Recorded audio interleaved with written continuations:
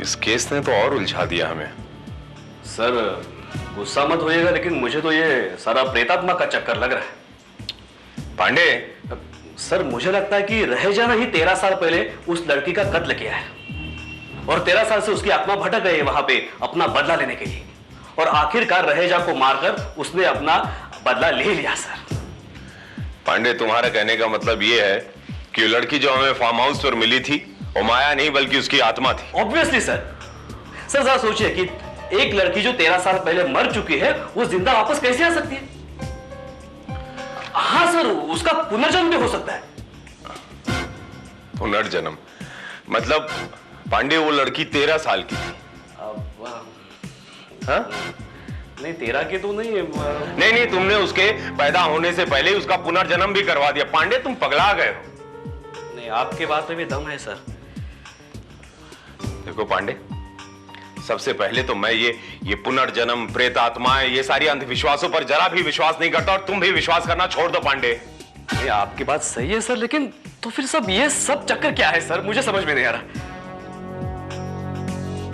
जो भी चक्कर है, ये सारी चीजें,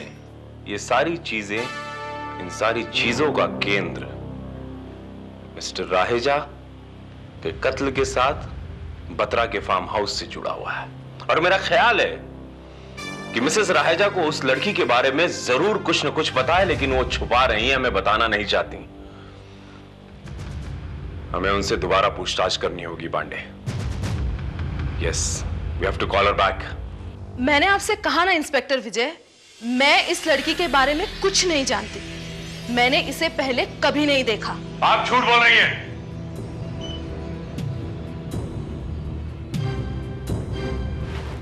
आप अच्छी तरह जानती हैं मिसेस राहेजा कि वो लड़की कौन है, लेकिन आप मुझे बताना नहीं चाहती। Am I right?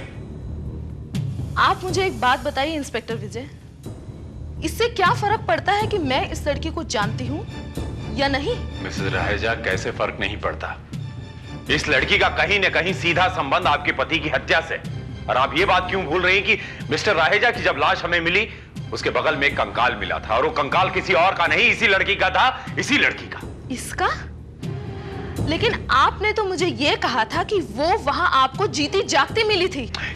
यही गुत्थी तो मैं सुलझाना चाहता हूं कि इस लड़की का आपके पति के साथ क्या संबंध था, फार्म हाउस पर ये लड़की वहां क्या कर रही थी, ये सारी चीजें मैं आप ही से जानना चाहता हूं मिसेस रहेजा। मैं आपको सिर्फ इतना बता सकती हूँ कि इस लड़की का नाम माया है और ये फार्म हाउस पर केयर टेकर हुआ करती थी। माया? Care taker? सर यही बात तो उस लड़की ने हमें बताई थी। जब आप ये बात जानती थी मिसेस राहेजा, तो आपने ये बात हमें बताई क्यों नहीं? क्योंकि ये लड़की 13 साल पहले गायब हो चुकी थी। गायब हो गई थी? जी हाँ, और जिन हालात में वो गायब हुई थी वो मैं आपको बताना नहीं चाहती थी। और फिर जब आपने मुझे ये बताया कि वो जिंदा सही सलामत आपको मिली है, तो मैंने सोचा कि गड़े मुर्दे उखाड़ने से क्या फायदा। मगर वो गड़े मुर्दे खुद ही सामने आके खड़े हो गए। जी हाँ। अच्छा, आप मिसेस राहेजा ये बात बताएंगी कि माया कैसे और कब गायब हुई थी? खैर, अब तो आपको सब कुछ बताने के अलावा कोई रास्ता ही नहीं है। 13 साल पहले की बात है, जब बत्रा ने अपने फार्म हाउस पर पार्टी दी थी, तभी मैं उसे पहचानी जब बत्रा हम सबसे उसे इंट्रोड्यूस करवा रहा था। तेरे को मालूम है कृपलानी कि उसके बाद क्या हुआ? क्या हुआ यार? अरे उसके बाद वही हुआ जो होना चाहिए। Sir, I am Maya. Maya? Oh what a beautiful काया। भाई तुम्हारी खूबसूरती के साथ तुम्हारा नाम मेल खाया। अरे क्या चेहरा भाई। यार पता, एक बात तो माननी पड़ेगी यार, तुम्हारा केयर खूबसूरत बात है। भाई दी वे मिस केयर टेकर, क्या आप इस सिर्फ बंगले की केयर करते हैं या फिर मेहमानों की भी?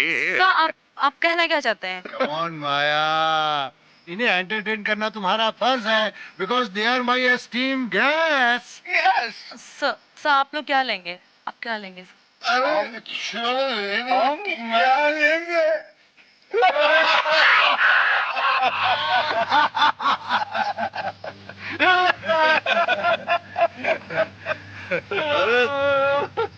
अरे छोड़िए, आप क्या लेंगे? लीजिए ना। सर प्लीज, मैं शराब नहीं पीती। अरे कृपलानी, लेडीज के साथ कैसे बिहेव करते हैं मैं बताता हूँ। Please baby, have one sip. Sir मैं शराब नहीं पीती। अरे इतने प्यार से कह रहे हैं, एक सिप तो ले लो ना प्लीज। ओफो जेपी, क्यों परेशान कर रहे हो बेचारे को? कम ऑन, अब जाने भी दो ना उसे। अरे जाने नहीं, मतलब जो फिर मजाक कर रहे थे। अरे भाभी जी, ऐसी पार्टियों में ये छोटा मोटा मजाक तो चलता ही रहता है। तुम छोड़ो भी। अरे इनकी तो आदत है, हमेशा उसको परेशान करते रहते हैं। माया तुम जाओ, जाके अपना काम करो। Okay ma'am.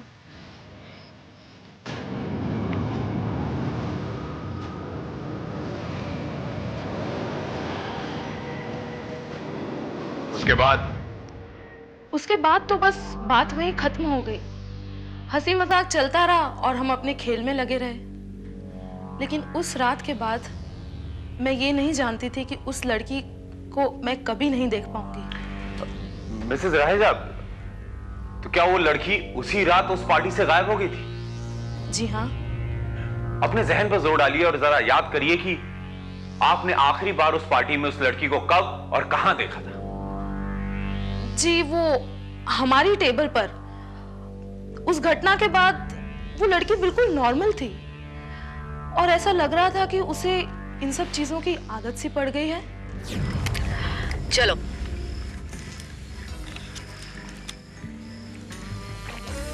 अरे ये लोग सब कहाँ चले गए? होंगे यही कहीं। तुम क्यों इतना परेशान होती हो? तुम गेम में ध्यान दो, शो करो। आज का तो दिन ही खराब है, एक भी बाजी नहीं जीती मैं। ओ नो, अब ये क्या हो गया? लगता है फ्यूज उड़ गया। माया तुम देखो जाके क्या हुआ। और कैंडल स्टोर रूम में पड़ी हुई है। ओके मैम, मैं अभी लेके आती हूँ। हाँ, तुम पत्तों को हाथ मत लगाना। ओफो, इस लाइट को भी अभी जाना था। बस उसके बाद मैंने उसे कहीं नहीं देखा। अच्छा मिसेस राहेजा, जब लाइट गई थी तो मिस्टर राहेजा और उनके बाकी के साथी उस वक्त कहां थे? आपको कुछ याद है? ये कहना तो मुश्किल है इंस्पेक्टर विजय, क्योंकि अंधेरे में वो कहाँ थे ये तो कुछ पता नहीं चला। लेकिन जब थोड़ी देर बाद लाइट आ गई थी, उसके बाद मैंने उन्हें आसपास ढूंढा और जब वो फिर भी ना मिले तो मुझे लगा कि वो अपने दोस्तों के साथ ताश की महफिल जमा बैठे हों। तो फिर आपको ये कब पता चला कि माया उस पार्टी से अचानक गायब हो गई? ये तो शायद मुझे कभी पता ही ना चलता। ये तो सिर्फ एक इत्तेफाक था। हम अपने खेल में मस्त थे कि मेम साहब, वो माया मैडम कहाँ है? उनके घर से फोन आया है। अरे मुझे क्या पता, होगी यहीं कहीं ना, जाकर देख लो उसको। अब मैंने सारा घर छान मारा लेकिन वो कहीं दिखाई नहीं दी। पिछले आधे घंटे से मैं उन्हें खोज रहा हूँ। अरे हो सकता है वो घर चली गई हो अपने। मैंने चौकीदार से भी पूछा लेकिन वो बता रहा है कि मैडम कोठी छोड़ के कहीं गई ही नहीं है। ओफो, क्या प्रॉब्लम है? उसे जमीन खा गई या आसमान निकल गया है? मुझे लगा शायद आपको पता होगा, इसलिए बस। मेरा दिमाग मत चाटो तुम, मुझे कुछ नहीं मालूम। जाकर देखो, इधर कहीं होगी।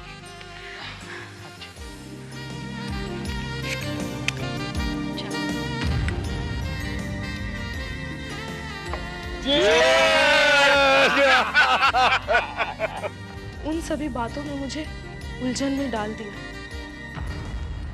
मैंने उसे पूरी पार्टी में ढूंढने की कोशिश की, लेकिन वो कहीं भी दिखाई नहीं दी और फिर किसी को भी ये पता ही नहीं चला कि वो कहां चली गई।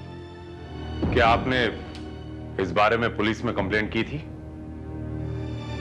नहीं, मेरी हिम्मत ही नहीं हुई, क्योंकि मुझे बार बार ये महसूस हो रहा था कि उस लड़की के साथ जो कुछ भी हुआ वो एक बहुत बड़ी अनहोनी थी और मेरा दिल ही मुझसे बार बार कह रहा था कि उसके साथ जो कुछ भी हुआ उसके लिए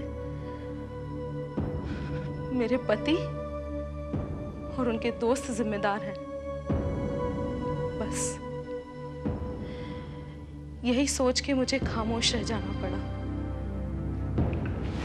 मिसेस राहेजा, हो सकता है कि आपके दिल से उठने वाली आवाज वो सही थी, सच थी, क्योंकि उसी रात को किसी ने माया की हत्या कर दी थी और उस लाश को बत्रा के फार्म हाउस में कहीं छिपा दिया।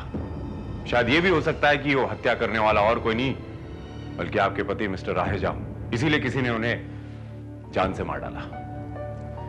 लेकिन अगर माया 13 साल पहले मर चुकी है तो फिर वो कौन थी जो आपको फार्म हाउस पे जिंदा मिली थी और जिसने अपना नाम माया बताया था? हो सकता है आपके पति की कातिल। सर, मिसेस रहेजा ने उस लड़की के बारे में हमें कुछ नहीं बताया, इसका रीजन तो समझ में आता है, लेकिन मिस्टर बत्रा, वो तो उस लड़की के बारे में सब कुछ जानते थे, वो उनकी केयरटेकर थी, फिर भी उन्होंने हमें कुछ नहीं बताया उस लड़के के बारे में। क्यों सर? पांडे, वो इसलिए कि उस कांड के बराबर के भागीदार मिस्टर बत्रा भी थे। उस रात को क्या हुआ क्या नहीं, यह हमें बेहतर तरीके से सिर्फ मिस्टर बत्रा बता सकते हैं। Thank you very much Mrs Raheja. चलो पांडे। हुई शाम का ख्याल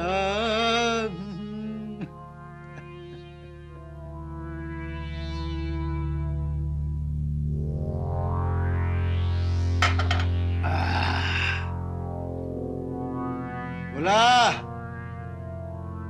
ओ भोला। क्या है साहब?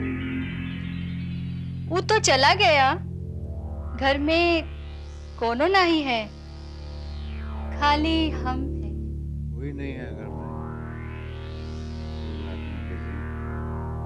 तू जो है ना, ये ले एक पैग बना के।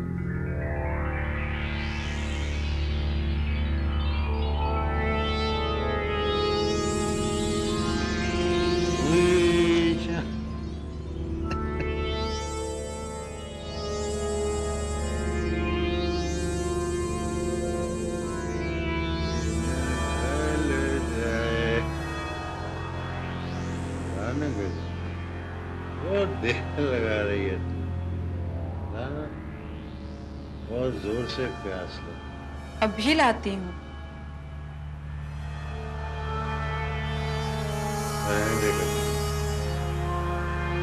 आज शराब से नहीं, कबाब से।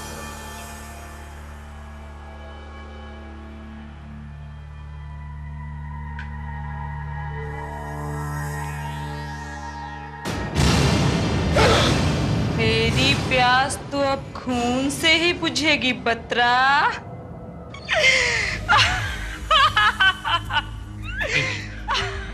ये नहीं हो सकता, ये नहीं हो सकता। तुम तो मर चुकी हो ना?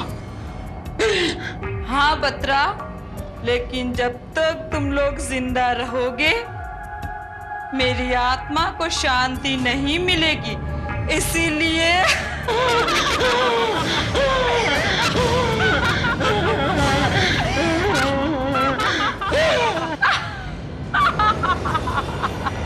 नहीं माया, मैंने कुछ नहीं किया माया, मुझे छोड़ दो।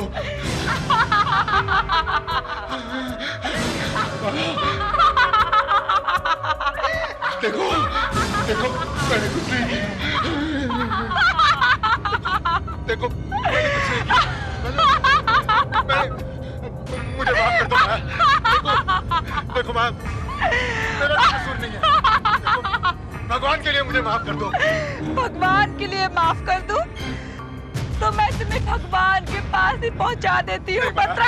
माया, मेरा कोई कसूर नहीं है, देखो माया, मेरी बात सुनो, मेरी बात सुनो।